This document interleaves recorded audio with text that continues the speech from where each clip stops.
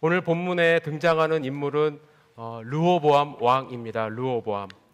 르호보암은 암몬 여인 나아마와 솔로몬 사이에서 태어났고 41살에 왕이 되어진 걸로 알려져 있습니다.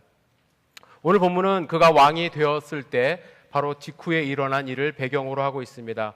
1절에 보면 르호보암이 왕이 되었을 때 북쪽에 있는 10지파 이스라엘 사람들이 그를 왕으로 삼고자 세겜에 모였다라는 소식을 듣게 됩니다. 그래서 르호보암은 자신 있게 그들을 만나기 위해서 약 3일길쯤 떨어져 있는 세겜으로 올라갔습니다. 아마 르호보암 마음 가운데는 이제 그들이 모인 이유가 그를 왕으로 추대하기 위해서라는 생각으로 기쁜 마음으로 올라갔을 것입니다. 그런데 르호보암을 찾아온 이스라엘 백성들이 이렇게 이야기합니다. 4절에 보면 왕의 아버지께서 우리의 멍에를 무겁게 하였으나 왕은 이제 왕의 아버지께서 우리에게 시킨 고역과 매운 무거운 멍에를 가볍게 하소서. 그리하시면 우리가 왕을 섬기겠나이다. 르호보암은 좀 당황했을 것입니다. 왕으로 잘 추대하고 섬기겠다는 이 충성서약 같은 거를 들을 줄 알았는데 이제는 고역과 매운 무거운 그 멍에를 가볍게 해달라고 하고 그렇게 해야지만 왕으로 섬기겠다고 이제 거래를 해옵니다. 르호보암은 좀 화가 났을 거예요. 하지만 그는 꾹 참았습니다. 그 자리에서는 참았어요. 그리고 말하기를 오늘 우리가 읽은 본문처럼 3일 후에 다시 나를 찾아오십시오 라고 말을 하고 백성들을 돌려보냅니다. 그리고 나서 르호보암은 주변 신하들과 의논하는 모습이 이제 6절부터 계속 나옵니다.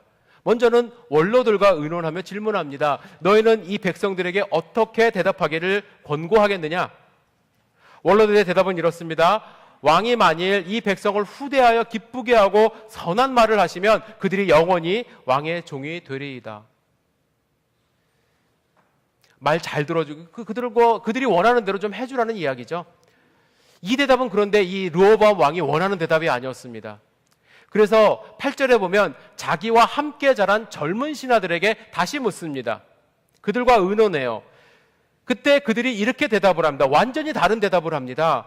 내 새끼손가락이 내 아버지의 허리보다 굵으니 내 아버지가 너희에게 무거운 멍에를 매게 하였으나 이제 나는 너희의 멍에를 더욱 무겁게 할지라.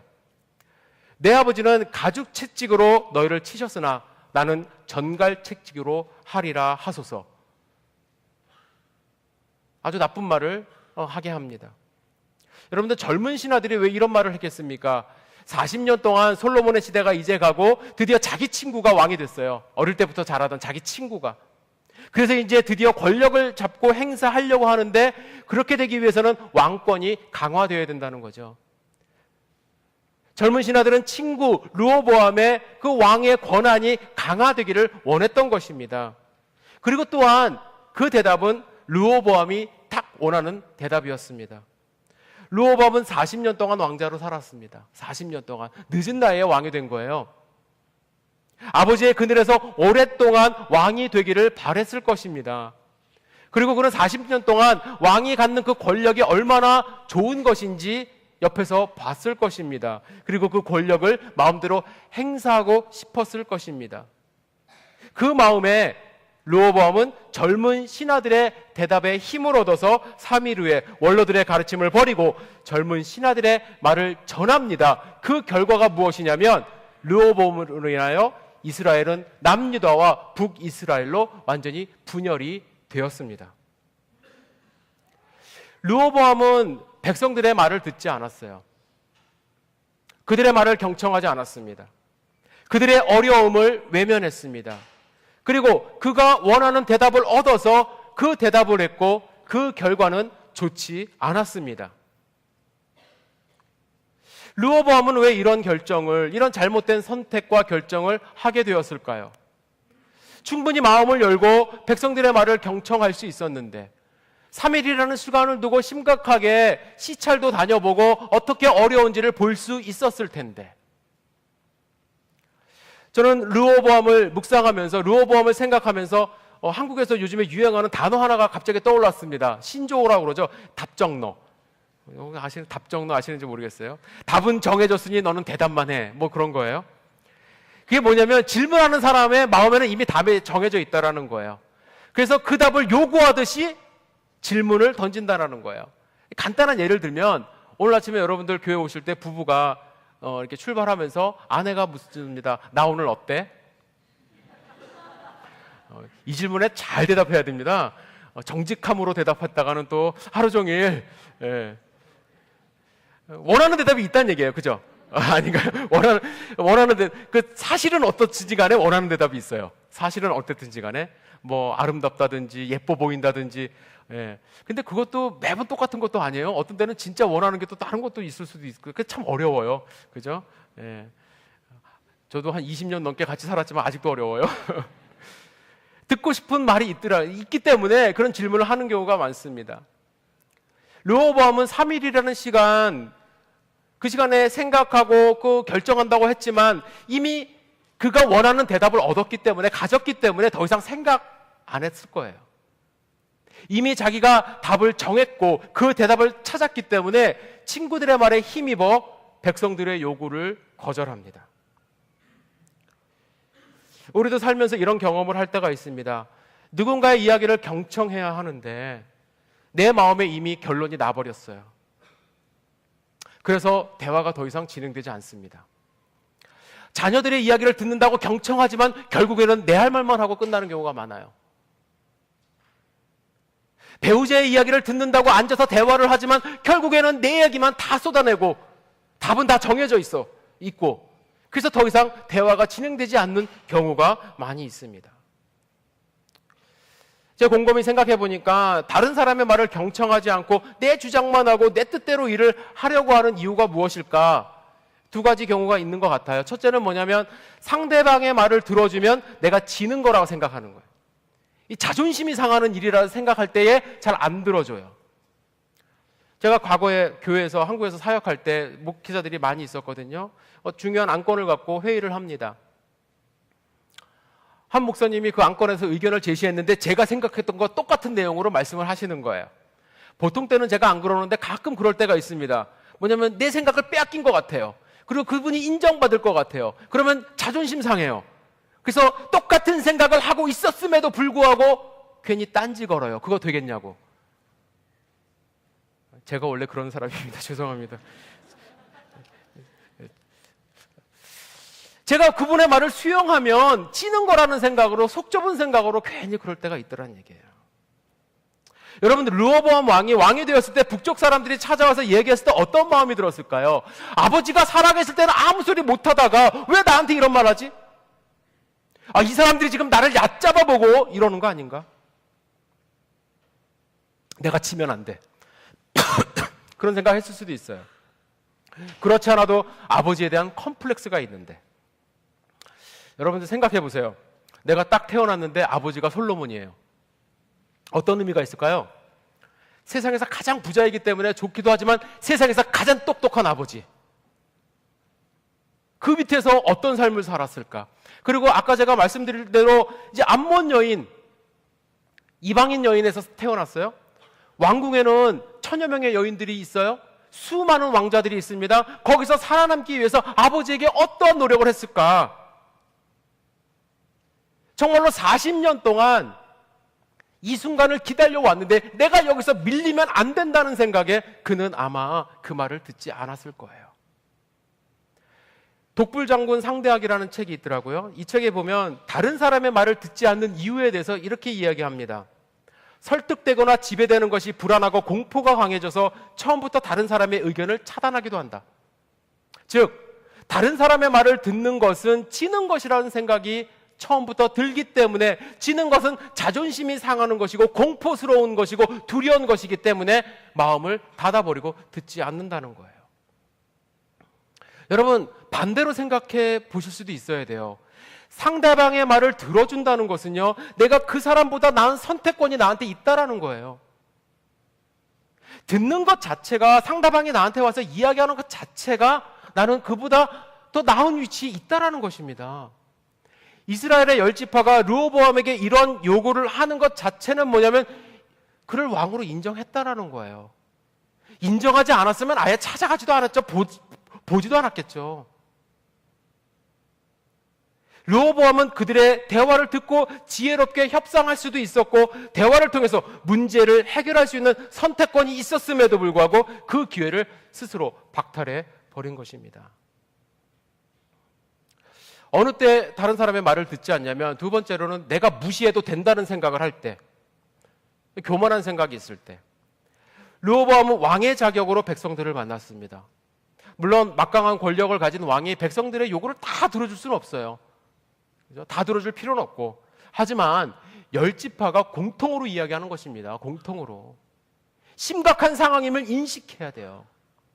하지만 르호보암은 백성은 왕을 섬겨야 되는데 어떻게 감히 나한테 이렇게 와서 이런 이야기를 할 수 있지?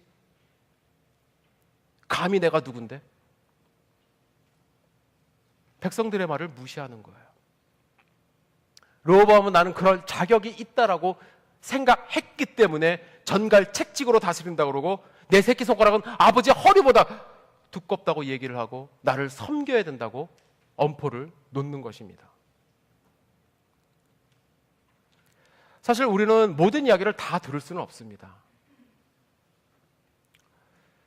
모든 원하는 것을 다 이루어줄 수는 없어요. 모든 것을 다 들어준다는 것도요, 사실은 이게 불가능한 것이기 때문에 그것도 사실은 교만한 마음의 일종이에요.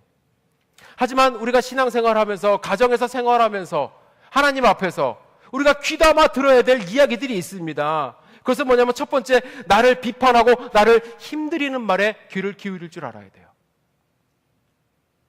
왜냐하면 이 비판하는 소리도 들을 수 있어야 그 안에서 하나님의 음성을 제대로 들을 수 있기 때문에 그렇습니다. 다윗의 예를 한번 들겠습니다. 다윗은 말년에 아들 압살롬의 반역을 경험합니다. 반역으로 그가 도망하고 있을 때예요. 아들이 반역했으니 얼마나 마음이 아팠겠습니까? 그리고 야반도주를 했어요. 맨발로 뛰어나갔습니다. 다윗성에서. 얼마나 지치고 힘든 상황이었겠습니까? 이때에 한 사람이 나타납니다. 베냐민 사람 시므이. 이 사람이 계속해서 다윗을 쫓아다니며 돌을 던지며 저주합니다. 피를 흘린 자여, 사약한 자여, 가거라. 이 소리를 들은 다윗의 신하 아비새는 시므이를 죽이려고 했어요. 하지만 다윗의 생각은 달랐습니다. 사무엘하 16장 10절부터 11절. 우리 약간 졸릴 때가 됐으니까 함께 읽겠습니다. 시작. 왕이 이르되 스루야의 아들들아, 내가 너희와 무슨 상관이 있느냐? 그가 저주하는 것은 여호와께서 그에게 다윗을 저주하라 하심이니 내가 어찌 그리하였느냐? 할 자가 누구겠느냐 하고, 또 다윗이 아비새와 모든 신하들에게 이르되 내 몸에서 난 내 아들도 내 생명을 해하려 하거늘 하물며 이 베냐민 사람이랴. 여호와께서 그에게 명령하신 것이니 그가 저주하게 버려두라. 다윗이 하나님의 사람이라고 일컬음을 받는 이유, 물론 다윗이 잘못을 했고 죄도 범했지만 그럼에도 불구하고 하나님의 사람이라고 일컬음을 받는 이유는 이러한 비판을 통해서도 하나님의 음성을 들을 수 있기 때문이라고 저는 생각합니다. 우리는 본능적으로 내 자신을 방어하려고 합니다. 비판의 소리를 수용하기보다는 누군가에게 책망받으면 그 화살을 다른 사람에게 돌리려고 합니다. 본능이에요. 아담이 하와의 탓을 했고 하와는 뱀의 탓을 했습니다. 그러나 분명히 알아야 될 것은 이 비판의 말을 듣지 않고 무시하면서 산다고 한다면 우리는 하나님의 음성을 듣지 못할 수 있다는 것입니다. 칭찬은 멀리해도 비판하는 소리는 여러분들 경청할 수 있는 마음이 있어야 합니다. 저도 사실은 비판하는 소리 듣기 힘들어요. 그렇죠? 그거를 알기 때문에 저희 아내는, 저희 가족은, 특히 아이들도 그러는데 주일날 설교 끝나면 설교에 대해서 비판하지 않습니다. 가능하면 좋은 소리로 포장해서 얘기해 주려고 그러고요. 은혜 받았다고 해줍니다. 제가 알아요.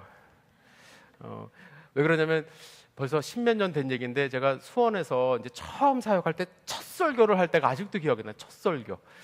이제 미국에서 공부하다가 이제 한국을 들어갔는데 미국에서는 조그만 교회 뭐 한 30명 되는 교회에서 주말에 사역하면서 설교를 하다가 딱 갔는데 제가 난생 처음으로 이제 200명이 넘는 성도님들 앞에서 금요일 날 설교인데 주일날 설교도 아니었어요. 금요일 날 저녁에 설교를 하는데 200명이 넘는 분이 앉아 계시는 거예요. 그리고 분위기도 너무 다르고, 그리고 막 압박감이 확 밀려옵니다. 그래서 어떻게 설교했는지도 기억도 안 나요. 그런데 나오면서 이제 저희 아내가 딱 한마디 했습니다. 설교 준비 많이 했다며.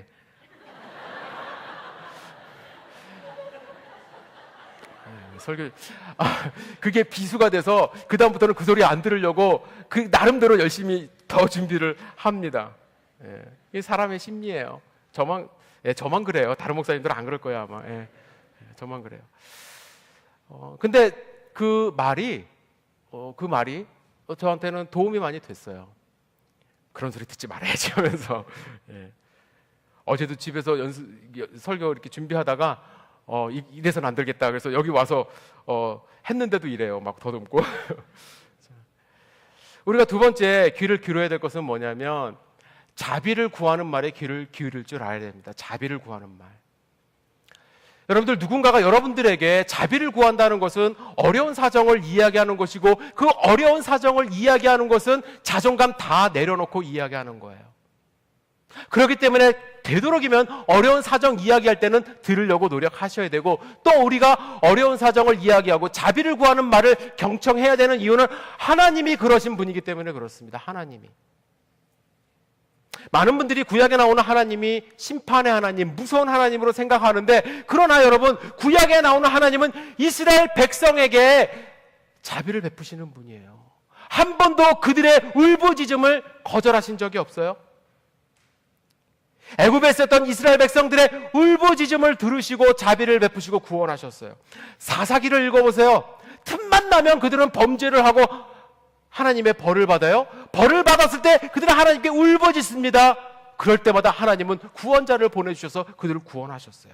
심지어 르호보암이요, 나중에 하나님께 교만한 모습을 보입니다. 그때 애굽의 시삭에게 전멸될 위기에 처했을 때 그가 무릎을 꿇고 겸비한 모습을 보이자 하나님은 그의 소리를 들으셨어요. 예수님도 그렇습니다. 다윗의 자손이여 우리를 불쌍히 여기소서 하는 소경들의 외침을 거절하지 않으셨어요. 회당장 야이로의 도움을 외면하지 않으셨습니다. 도움의 소리를. 예수님은 약한 사람일수록, 자비가 필요한 사람일수록 다가가셨고 귀를 기울이셨고 그들의 필요를 채워주셨습니다. 르호보암은 자비를 좀 베풀어 달라는 백성들의 소리에 귀를 기울이지 않았습니다. 르호보암은 그 선대의 왕이 어떻게 백성들을 고통스럽게 했는지에 대한 비판의 소리를 듣지 않았습니다. 듣고 싶은 말만 들어서는 안 됩니다. 때로는 듣기 싫은 말, 잘 안 들리는 말도 경청해서 들어야만 합니다. 그렇다면 우리는 어떻게 해야 다른 사람의 말을 잘 더 들을 수 있을까요? 듣는다고 노력은 하지만 진심을 담아 듣지 않게 되면 잘 안 들리는 경우가 많이 있어요. 겉모습만 보고 판단할 때도 많이 있고. 그래서 저는 예수님을 통해서 우리가 배워야 될 경청의 두 가지 원리, 행동 원리를 좀 배워봤으면 좋겠습니다. 첫째는 뭐냐면 낮아지셔야 돼요. 낮아져야만 합니다. 예수님 낮아지셨잖아요. 듣기 위해서, 경청하기 위해서. 우리의 필요를 들으시고 우리의 이야기를 경청하기 위해서 하나님과 동등됨을 취할 것으로 여기지 않으시고 육신의 몸으로 이 땅에 오셨습니다. 믿으십니까? 하나님이 우리의 필요를 듣기 위해서, 구원하시기 위해서 이 땅에 인간의 몸으로 오셨는데 우리가 낮아지지 못할 이유가 무엇이 있습니까? 낮아진다고 해서 그 직위를, 여러분들 삶을 버리라는 것이 아닙니다. 이해하려고 하는 마음 자세가 있어야 된다는 것입니다. 예수님이 사마리아 마을에 가셨습니다. 그곳에서 우물가에서 한 여인을 만나셨어요. 여인의 이야기를 들으셨습니다. 그리고 그에게 참된 예배, 참된 구원을 알려주셨어요. 그런데 잘 아셔야 될 게 있습니다. 사마리아 지역은요, 유대인들을 가지도 않는 곳입니다. 사마리아 지역은 뺑 돌아서 가는 곳이에요. 절대로 안 갑니다. 예수님은 가셨어요. 우물가에서 만난 여인은 그 중에서도 사마리아인들이 피하는 여인이에요. 예수님이 가셨어요. 그를 만나기 위해서. 그는 5번이나 남편이 맡긴 여인이었습니다. 하지만 그를 만나셨고 들으셨어요. 낮아지셨어요. 누군가의 이야기를 진심으로 듣기 위해서는 절대로 멀리서는 들을 수가 없습니다. 낮은 자세로 눈높이를 맞추며 이야기를 들으셔야만 합니다. 다른 사람의 말을 경청하기 위해서는 두 번째로 공감 능력이 있어야 돼요. 공감해야 돼요. 공감 능력이 있어야 돼요. 공감에 대한 정의는 이렇습니다. 공감은 사회성의 핵심으로 타인의 감정을 이해함으로써 자신의 의견을 무작정 피력하기보다는 대화와 타협을 통해 의견을 조율하도록 시도하려는 발단을 제공해주는 능력이다. 말이 좀 어렵긴 한데요. 이 의견을 조율하고 타협하고 의견을 일치를 보기 위해서 가장 먼저 필요한 것이 공감이라는 거예요. 마음이 통해야 된다는 거예요. 그래야 경청을 하고 그래야 사람들의 말을 들을 수 있고 무언가를 같이 할 수 있다는 것입니다. 이게 없으면 대화 자체가 안 된다는 거죠. 이게 없으면 우리는 제대로 들을 수가 없어요. 듣는 것에는 두 가지 방법이 있죠. 히어링과 리스닝이 있습니다. 히어링과 리스닝. 히어링은 뭐예요? 소리를 듣는 거고요. 리스닝은 뜻을 알아내는 것입니다. 공감이 안 되면요, 히어링은 잘 되는데 리스닝이 안 될 때가 많아요. 그죠? 처음에 토플 시험 볼 때 히어링은 잘 되는데 리스닝이 안 되잖아요. 공감이 안 되니까. 제가 그 기분 잘 알아요. 제가 여기서 무슨 음향 테스트 하러 왔나 할 정도로 히어링은 잘 되는데, 아이를 처음 키울 때 아버지들이 그래요. 아버지들이 아이와 공감이 잘 안 되면 아이 우는 소리는 너무나도 잘 들려요. 하지만 아이가 무엇을 원하는지를 알 수가 없어요. 그래서 피로를 채워주지 못해요. 배고파서 그런 건지, 기저귀 갈아달라고 그러는 건지, 안아달라고 그러는 건지 잘 모를 때 있잖아요. 그러면 그 아이는 더 큰 울음소리를 내고, 아버지는 이제 짜증이 나기 시작하면서 더 멀리하고, 그래서 서로 대화가 잘 안 되죠. 아이와 공감하는 마음이 없으면 경청이 안 돼요. 무슨 소리인지 못 알아들어요. 이런 경우는 어떻게 해야 될까요? 많은 시간 보내야 돼요. 같이 있어야 돼요. 힘들어도 같이 있어야 돼요. 그래서 공감하는 그 시간을 가져야 된다는 거죠. 그래야 들을 수가 있어요. 예수님은 누구보다도 공감 능력이 뛰어나신 분이에요. 마가복음 1장 40절에 나병 환자를 치유하는 예수님의 모습이 나옵니다. 나병 환자가 꿇어서 엎드리자 예수님은 그를 불쌍히 여기셨어요. 그런데 여기서 불쌍히 여기다라는 헬라어 원어는 어떤 뜻이냐면 내장이 찢어지는 것 같은 아픔을 느꼈다라는 거예요. 예수님은 단순하게 그냥 불쌍히 여긴 것이 아니라 스스로가 아픔을 같이 공감했다는 거예요. 나병 환자는 성 밖에서 살아야 돼요. 아무도 그를 건들지 않습니다. 거짓골을 하고 있었을 거예요. 온몸에 상처 투성이었습니다. 그러나 공감하는 마음으로, 불쌍히 여기는 마음으로 그 다음 행동이 뭐였냐면 그를 만지셨어요. 손을 대셨어요. 아무도 손대지 않았을 때 예수님은 그에게 손을 대셨어요.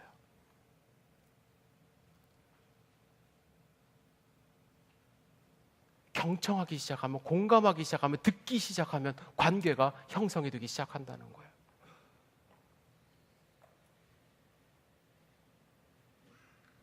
한마음교회 성도 여러분, 우리는 어떤가요? 우리 경청해야 될 말들이 많이 있습니다. 목회자는 성도님들의 말을 경청해야만 합니다. 물론 하나님의 말을 경청해야 되지만 성도님들의 말 경청해야 돼요. 또 성도님들은 목회자들을 통해서 주시는 또 하나님의 음성도 경청해야 돼요. 서로 경청해야 돼요. 들어야 돼요. 때로는 싫은 소리 할 수도 있어요. 때로는 도와달라는 소리, 특별히 이 두 가지 소리는 들어야 돼요. 마음을 공감해야 돼요. 남편은 아내의 말을 경청해야만 합니다. 아내도 남편의 말을 경청해야 돼요. 자녀는 부모의 말을, 부모는 자녀의 말을 들어야만 합니다. 모든 관계의 시작은 이 경청에서부터 시작됩니다. 혹시 누군가의 말을 듣는 것을 지는 거라고 생각하십니까? 누군가의 말을 듣는 것이 내가 그 사람보다 못한 사람으로 되는 것이라고 생각하십니까? 르호보암과 같은 잘못된 판단 하지 않기를 주님의 이름으로 축복합니다.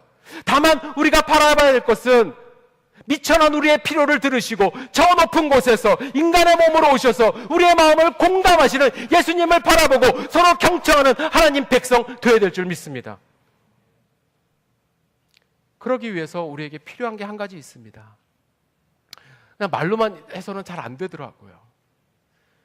내 옆에 있는 분들 공감하면서 그 얘기를 들어주고 손 붙잡아주고 관계가 더욱더 돈독히 되기 위해서는 우리의 마음 가운데 성령 충만함이 있어야만 합니다. 인간적인 힘으로는요, 다른 사람 말 들어주는 것이 쉬운 것 같으면서도 어려워요. 그냥 히어링만 해요. 아, 그랬지. 이쪽으로 들어왔다 이쪽으로 나가고. 왜 그런 줄 아세요? 내 마음이 빈들의 마른 풀같이 메말라 있기 때문에 그렇습니다. 빈들의 마른 풀 한번 상상해 보세요. 서로 붙잡을 힘과 능력이 없어요. 그러나 빈들의 마른 풀에 작은 불씨 하나 떨어지면 그 들판은 다 불타 없어져 버립니다. 우리의 마음이 빈들의 마른 풀과 같다고 한다면 다른 사람 이야기 들어올 여유가 없어요. 오히려 조금의 오해의 불씨로 내 마음에 불이 나서 타버려요. 옆에 사람도 상처 줘요. 혹시 우리가 들어야 될 음성이 있다고 한다면, 혹시 우리가 깨달아야 될 말씀이 있다고 한다면, 먼저 우리 마음 가운데, 한마음교회 가운데 성령 충만함으로 우리의 마음이 성령의 비로 적셔져야 될 줄 믿습니다. 설교를 마무리하면서 우리 찬송 함께 부르면서 내 마음을 주님 앞에 드리면서 고백했으면 좋겠습니다. 찬송가 183장 빈들의 마른 풀같이 시들은 나의 영혼, 주님의 약속한 성령 간절히 기다리네. 간절히 기다리네. 간절히 기다리네. 마무로 메마른 땅에 단비를 내리시듯 성령의 단비를 부어 새 생명 주옵소서. 내 마음을 주님 앞에 솔직하게 오픈하시기 바랍니다. 주님, 내 마음이 정말 빈들의 마른 풀과 같습니다. 촉촉함이라고는 전혀 없습니다. 누군가 나를 건드리면 똑 부러질 것만 같습니다. 불씨만 있으면 타버릴 것만 같습니다. 내 마음 가운데 성령 하나님 임재하여 주셔서 성령의 단비로 적셔 주시옵소서. 옆에 있는 사람을 성령 충만함으로 포용할 수 있도록 인도하시고 들을 수 있도록 인도하시고 새로운 관계를 형성할 수 있도록 인도하여 주시옵소서. 우리 가정 가운데 혹시 서로 경청이 일어나지 않아서 힘든 관계가 있습니까? 주님, 내 마음 가운데 성령 충만함을 허락하여 주시옵소서. 기도하는 마음으로 1, 2절 함께 부르도록 하겠습니다.